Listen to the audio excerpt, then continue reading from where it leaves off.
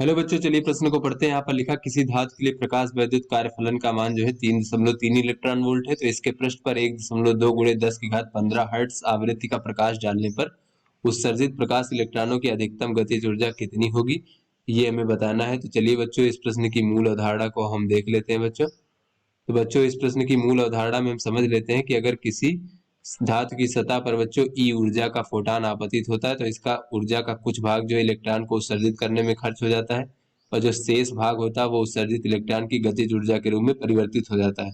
तो बच्चों, इलेक्ट्रॉन को उत्सर्जित कराने के लिए जो खर्च ऊर्जा है, अगर वो न्यूनतम मान हो बच्चों, कम से कम लगा हो, तो बच्चों किसी धातु की सतह से इलेक्ट्रॉन को उत्सर्जित कराने के लिए आवश्यक जो न्यूनतम ऊर्जा होती है उसे हम कार्यफलन कहते हैं बच्चों, इस प्रकार से।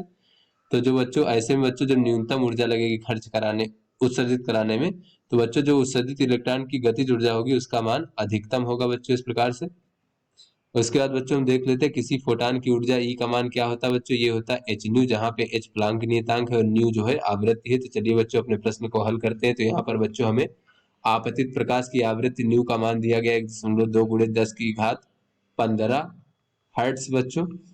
तो इसमें बच्चों हमें कार्यफलन W का मान दिया गया है बच्चों 3.3 इलेक्ट्रॉन वोल्ट। तो यहाँ से अधिकतम गतिज ऊर्जा का मान बच्चों हमें ज्ञात करना है। तो यहाँ से बच्चों अगर हम देखें तो ये उत्सर्जित इलेक्ट्रॉन की अधिकतम जो गतिज ऊर्जा है वो कितना हो जाएगा बच्चों, ये हो जाएगा फोटान की ऊर्जा एच न्यू ऋण बच्चों W।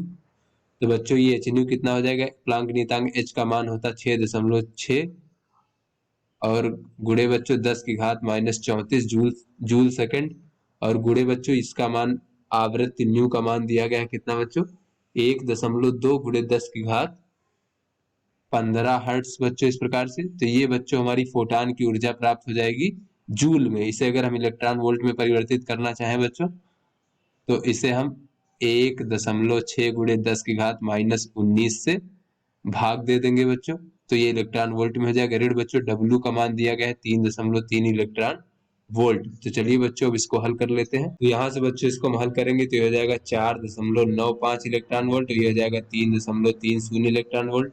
तो बच्चों यहाँ से ही हमें प्राप्त हो जाएगा उत्सर्जित इलेक्ट्रॉनों की अधिकतम गतिज ऊर्जा का मान 1.65 इलेक्ट्रॉन वोल्ट। तो आशा करते हैं आपको समझ में आ गया होगा। धन्यवाद।